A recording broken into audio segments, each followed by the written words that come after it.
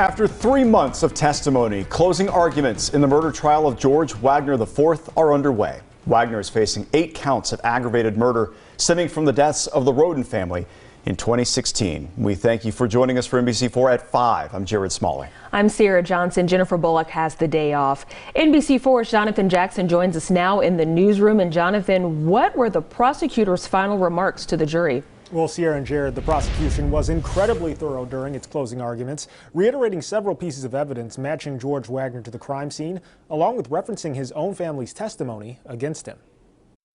The murder trial of George Wagner IV is nearing its end, as today the jury heard closing arguments from the prosecution. Prosecutors say the killings of the Roden family in 2016 stem from a child custody dispute between the defendant's brother, Jake Wagner, and one of the 8 victims, Hannah Mae Roden. He doesn't have to be the person that actually pulled the trigger. According to testimony from George Wagner's brother and mother, who both pled guilty to the murders in exchange for not receiving the death penalty, Wagner helped to plan and cover up the killings of the Rodens, but claimed that he never shot anyone. And the defense for Wagner has argued that he had no knowledge of his family's actions. However, Special Prosecutor Angela Canepa says he was not only aware, but also present on the night of the murders. You were complicit because you knew what was going to happen. You knew what they were going to go do.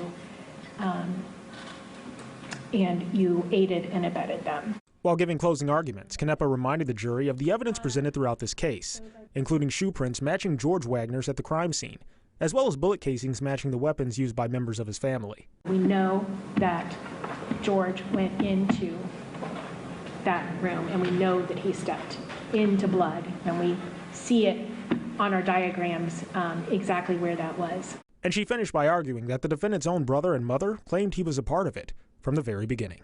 What motive would she have to say that George was involved if George wasn't involved?